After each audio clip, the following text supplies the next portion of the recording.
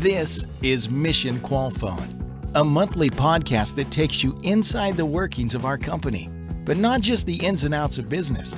We look at the ideas and insights that make Qualfon truly unique.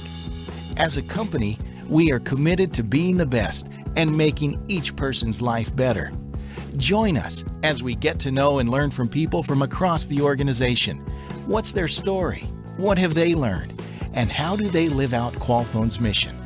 Welcome to Mission Qualfon. Good morning, good afternoon, and good evening, and welcome to episode number 49.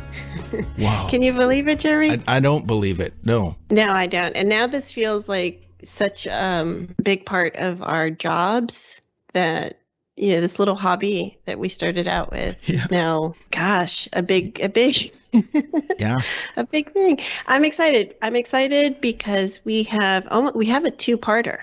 Yes. We have a two-parter. We're going to discuss the idea of serve first and results later, which in a corporate environment, in a for-profit business, is such a unique idea, but one that I think Qualfon is just so uniquely set up to do and represent. And I think our guest this week and next week, because it is a double header, will be a perfect representation to share those stories with us. I agree. And it's really a contrast to sometimes we serve with an ulterior motive, right? We serve with the purpose of using it to generate sales or whatever. And this is purely about service. And I think that's really neat. So with no further ado, let's introduce our guest. Well, we are very excited, Marisol, to have two wonderful guests today. We've got two of our strategic account managers on with us today. Alisha McNary was here last year, so I would recommend you go back and check out that episode. And we also have Ike Ahmed with us today.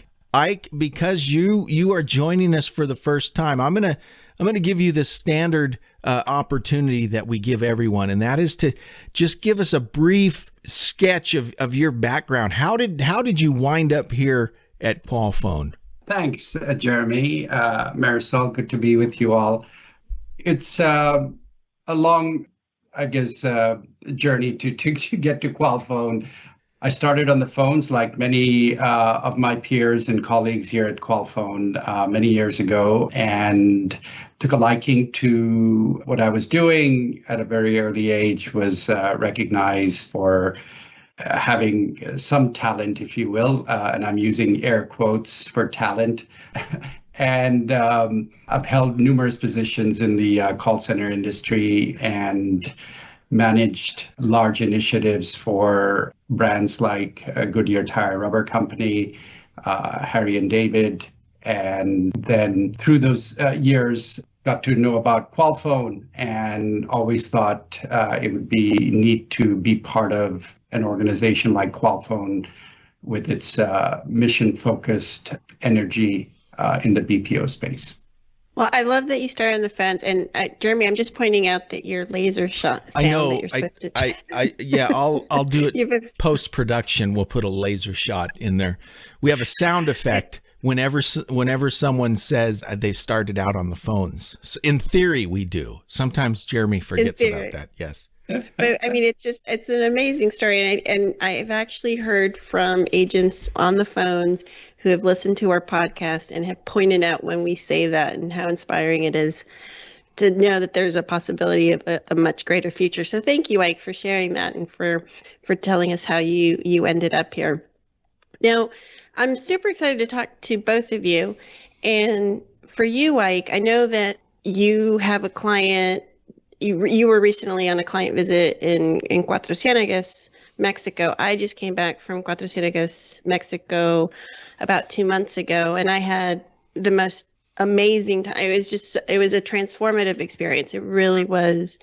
I'd never been there before, and I got to experience it for the first time, and it was just, I mean, I don't have the words. I don't have the words to explain how wonderful it was to see everything that we're doing there and how we're supporting Plan 2040, which for our listeners, go listen to episode 10 with our founder's wife, Mary Carmen, talk about Plan 2040, where we support a whole, I don't know how to say it, a whole society from 2017, all the children born after that year in Cuatro Ciénegas. We are attempting to help them self-actualize all the way through college. And it was just an amazing trip. So could you tell us about that trip and about your client and how, this shift from me to we takes place in Qualfon, what makes us such an incredible company to work for? Yeah, absolutely. As I mentioned, the very distinct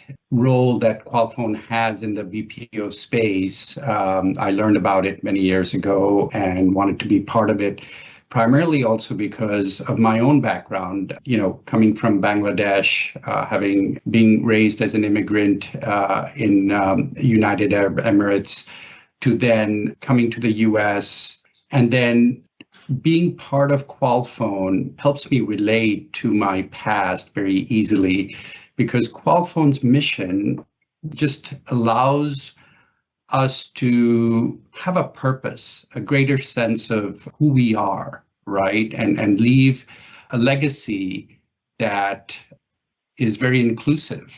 So when we shared with our major e-commerce client this opportunity to be part of something bigger than us as whether vendor managers or strategic account managers, how do we then impact lives of people in a way that is more meaningful and impactful? So the client was very open to visiting our, what I would call the epicenter of our mission, right? Where we are learning and then creating a playbook from which to operate in other markets that we operate our BPOs in, right? Our contact centers in. So he was adventurous, he was curious, and most importantly, this client wanted to learn more about the Qualfon mission. And so that partnership really allowed us to then open our arms to them and invite them and welcome them into getting a full view of, as you mentioned, the Plan 2040. I think they were awestruck, frankly, as he put it to me at the end of the 3 days we spent together. Him and an associate of his both paused and said, we have never been part of anything like this in all the years of being in the BPO space or having partnered with other BPOs. This is truly amazing what you all are doing. I imagine you would want to take all our clients to see all the things we do in Cuatro Ciénegas, because it's not just the Plan 2040, but from an environmentalist perspective, what we do there with the ponds, on the cusp of our 50th episode of the podcast, just trying to explain all the great things we do at Qualfon. And we're still haven't hit it, because there's just so much going on. But Cuatro Ciénegas is a very special place, I feel, and what we do there is pretty amazing. So thank you for sharing that story. Absolutely. Alisha, now as we mentioned, you've been on before. You've had a chance to kind of talk about our mission, but hearing what Ike said, first off, have you had the opportunity to visit Cuatro Ciénegas yourself? No, I haven't, but I have a strong desire to make that happen before I retire. I think it's an amazing commitment our company has made to that area, and would really love to make that trip in the near term. Yeah, I haven't been there yet. I'll have an opportunity to this year, or well, technically it'll be the beginning of next year, so I'm really looking forward to that. But here's my question for you, Alisha, and Ike, if you want to chime in on this, feel free to. And Ike and I have actually kind of talked about this previously, and that is most companies have opportunities for their employees to serve in some capacity, which is a wonderful thing. And it's great that more and more organizations are doing that.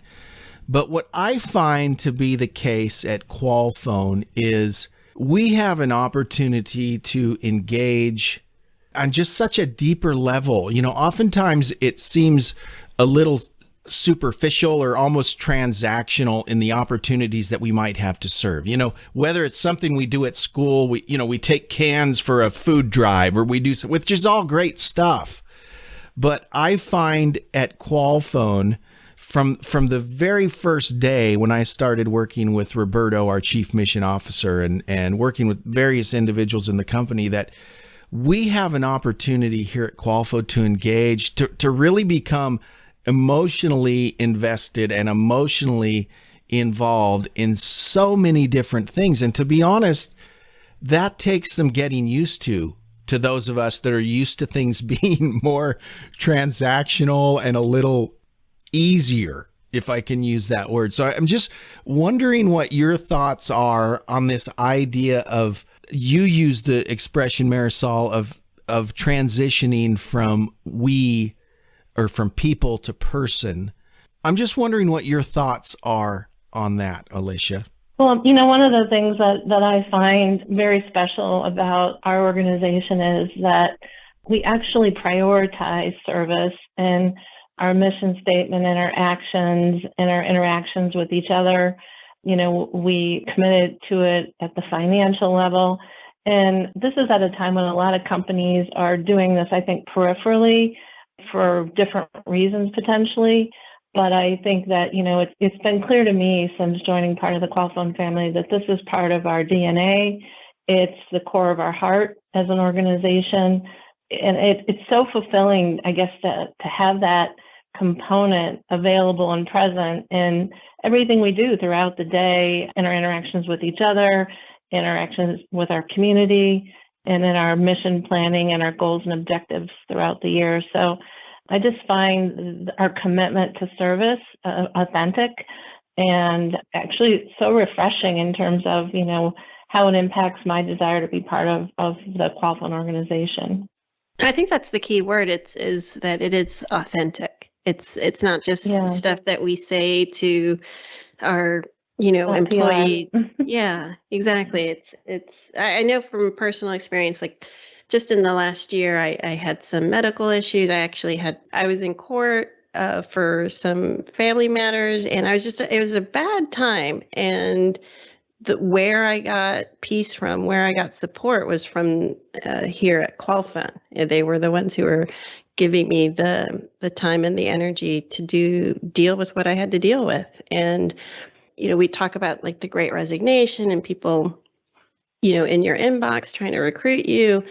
And it was just really easy to make the decision to stay at Qualfon when you have all these things that you can't really measure in necessarily a transactional or dollar amount, but that support and service that is like a circular energy that keeps going round and round in our organization. It's a beautiful thing. That's probably what was so compelling to your client, was he probably entered that journey with a level of expectation that was superseded by, the authenticity of the service that he observed and the depth and commitment to service, as he journeyed with you through the various efforts, don't you think? Yeah, it's a virtuous circle. Right. It's we are a BPO company first.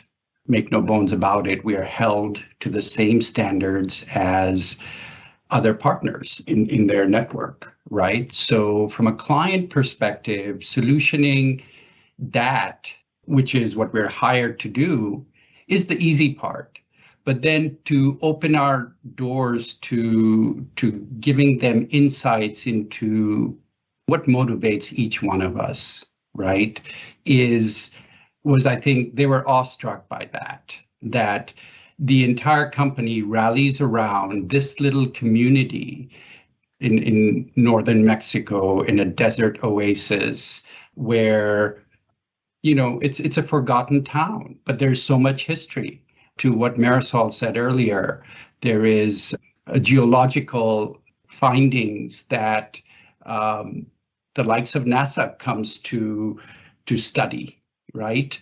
So it has significance, but it is almost a forgotten place. So to bring relevance back, to help and to say to those community members, you're not forgotten, you are important, and this selflessness of the practices that we have, for the client to see all of that. It would be different if it was, I think, to what Jeremy was saying earlier. We can have a food drive, where which we do, our call center leaders, contact center leaders bring in cans of food. We may have a book drive. We may have various different care at work type programs, but this is not a handout. This plan to do real good and to really change the lives and to not just provide hope, but a blueprint for where the next generations go, advancement in life. The client was, short of words. They just didn't know the amount of thoughtfulness that has gone into how we want to impact a community. So yeah, I was very proud at the end of it to walk away, to be able to say, yeah, this is us. You don't see this part of us every day.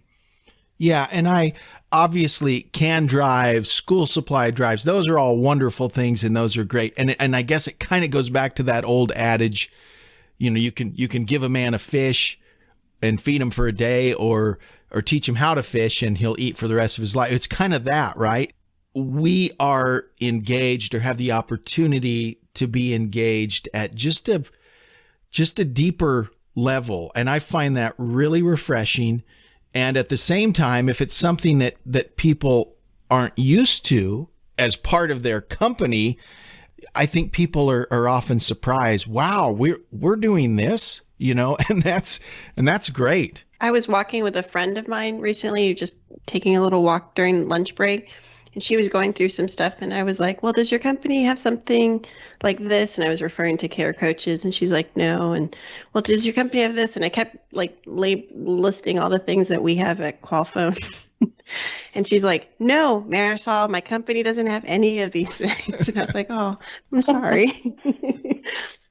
Well, Marisol, earlier you mentioned, the service focus around service to self, well-being, to family members, and, to our community. And I think that our focus on services in all those areas, right, as an organization. So I thought I'd share that, over the last 20 years, I've had the opportunity to serve a family member. I have had a learning disabled uncle.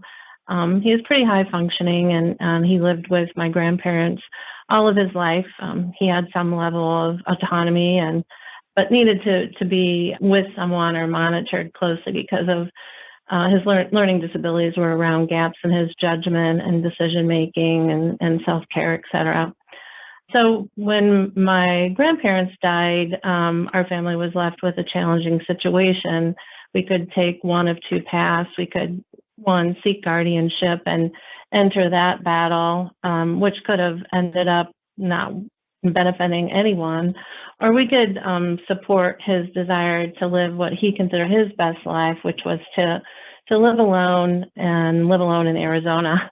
The Arizona piece made it even more interesting because all of our family lived in the Midwest at the time. So it was hard. It was hard because we had to align as a family on what equaled his best life. And as you can expect, that there were differences of opinions there. But as a family, we decided to respect his decision and support his desire to live alone in Arizona.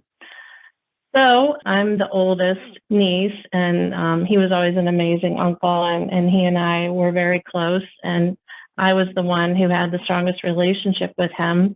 He would listen to me. He had a temper because that was the way he got what he wanted and avoided having to do things he didn't want to do. But for some reason, I was blessed in that he would listen to me and he would allow me to support him. So for 20 years, I put together a plan with the support of my family for how we were going to do this, how we were going to allow him to live his best life alone and in an area very remote from where we all were. So did routine phone check-ins, leverage the support of family members, family friends that lived in the area for check-ins, and identified some professional resources that could help him. So it was hard, but I was true to my service to him and his desire to live alone. And I'm grateful for God's guidance, because it wasn't always easy. In fact, it was very hard on multiple levels. But what made it easier was that, the Qualfon family and the leadership team here trusted me to get my work done and fulfill my commitments to the organization, but also supported me in my objectives to support him and his journey to live his best life alone. So he passed away in October, but one of the last things that he said to me was, thank you. You were always there for me, and I appreciate you supporting me and allowing me, to do this in Arizona, and I love you. And so, I feel blessed that I helped him realize his blessing and his desire to live alone and to realize what he considered was his best life. So I share that because not every employer would have been as flexible as Qualfon was at times, because he would run into some medical issues that would require me to get on a plane at a minute's notice and go get him the assistance that he needed. And so I'm grateful for that. And I'm grateful that there was never a pause in, our leadership team approval or support of my need and desire to support and serve my family and family member in his time of need. Oh, my condolences. That's a beautiful story. Thank you for sharing it with us. Yes, I'm grateful because, not every company would support that objective, because there were times when I had to be gone for a week with a day's notice and be in a different time zone. But the trust that Qualfon showed in my decision-making and my abilities to get both jobs done, both to serve my family and to serve my company, made it much easier. I don't know what I would have done if I had to work for a company that I had to have that battle of trust and support of the service objectives in our lives with our family and friends. So I'm grateful for that. No, I completely understand. I feel the exact same way. Now, in the intro, Marisol used this term, and I think it's from our Chief Sales and Marketing Officer, Dave Drayton, who came up with this, so we'll give him credit. She said, serve first, results later. Ike, what does that mean to you, and how do you see that playing out here at Qualfon? Great question. Serve first. It goes back again to purpose. So as an organization, as a company, we have a great purpose. We have a great mission. We have great leaders who lead by example with wonderful values. So if you serve first, results will follow.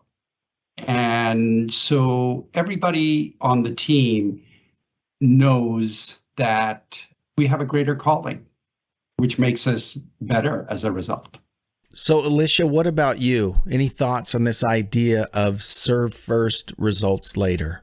I'm going to come at it, I guess, more from a spiritual or faith-based perspective. I'm getting in the latter part of my career, and I think as I mature as an individual and experience more of life, I have learned that if I don't try to control the outcome or to manage my efforts towards a specific result, if I just focus on the service or the immediate objective and relinquish that control to another or higher power, that faith or that confidence and trust makes the experience more enjoyable and the results will come. But to immerse my energies in the actions or the efforts with a desired outcome, but not trying to manage them so tightly that I'm trying to control the results as well. Just put my effort and focus on the upfront work, the service, and trust and have faith that it will result in the desired outcome versus trying to force it. Both of you work for our, and I'm going to correct you, Jeremy, it's Chief Sales and Solutions Officer Dave Drayton. To his credit, the serve first, results later theme of the podcast really was born from him. He was thinking about this and he put a lot of thought into it. And he was originally slated to be on this podcast. And after receiving his notes, I was like, he's too big. He's too big a personality to have on a 3-panel podcast. So we're going to have him on the next episode, our very special episode, our 50th, Jeremy. Our 50th episode. Does Dave know he's part of this big anniversary podcast? Okay. All right. Well, we're supersizing it just for him. So, because I know he's going to come on and, he's going to expand on the serve first and results later theme in with great passion and great detail. But I'd like to ask both of you, how do you see the mission being executed in your departments? I'll go with Ike first, and then Alisha, you can take us out. We do a lot of little things that when you summarize it, it's very clear that Dave is someone who leads by example and has, for lack of a better word, instituted this service first, serve first, results later mentality, doing all the little things in serving our mission, serving our clients, serving the team members. Most importantly, making sure that as strategic account managers, we include every aspect of the business, every team member to be consultative, to be inclusive, to be true in the spirit of partnership. And so when you look at all those things, it's no luck that we are in the place that we are with Dave leading us, in the sense that every team member trusts the work of others. We seek input from others, and we laugh a lot together. Alisha, same question to you. Well, I think, service comes from an unselfish mindset, right? And it's prioritizing others over self. And I think one of the neatest experiences about being part of Dave's team is that while our individual contributions are important to him, he has helped develop a culture of support for each other, really unselfish approach to our overall company sales objectives, service objectives, and there's a constant demonstration of service to each other on his team. Unlike a lot of sales teams, we aren't competitive with each other at all. We're here to serve each other. He acknowledges that regularly. He supports that. And he supports our service to our families, as I mentioned in my personal scenario, as well as service to our communities. So I think his fostering of that unselfish approach to all of those things is a constant reminder of how he values service in his employees and in our organization. Thank you both for coming and sharing your stories. It's always very interesting to learn from other people how the mission and how Qualfon shows up in their lives. And I appreciate you sharing it with us. So thank you. And thank you for coming on again, for being a twice over guest. And Ike, I hope you come back in the future and share more of your stories with us as well. Absolutely. Thanks, guys. It's our pleasure. Well, that was fun. I can't wait for our next episode. And I know it's going to be big energy, big excitement, big passion. Our Chief Sales and Solutions Officer, Dave Drayton, he always brings the energy. So yeah, I'm excited for that one. Me too. He's always a good interview, and what a great topic. What a great topic. I'm really looking forward to part 2. From sales. It's just a lovely experience that we do things differently here at Qualfon. Yes. The mission is such a big part of our culture throughout the organization. It would be interesting. Here's an idea. It would be interesting to talk to someone from IT about the mission, which I'm not sure we've done that. No, but we had Michael Azario on. We on, did. And right. We have on deck our Chief Information Officer coming on, Prashant Cherukuri. I believe I'm pronouncing his last name. Yep. He's on deck for season 3 Wonderful. to come on and join. He's going to listen to this episode, and this will be his reminder. Hi. Hi, Prashant. We'll see you soon. We'll be scheduling the interview. Well, thanks everyone again for tuning in and for listening to our stories about the company that we really love working here. So it is a legitimate feeling. It is not, Jeremy and I are not salespeople. We are not marketers. We genuinely feel that bringing these stories out to the public is part of our duty to serve. Amen. And let people know. Yeah. So see you next week. Bye, Marisol. Bye, Jeremy. Thanks for listening to this episode of Mission Qualfon. Remember, you can find us wherever you listen to podcasts. Please subscribe, and we'll see you next time on Mission Qualfon.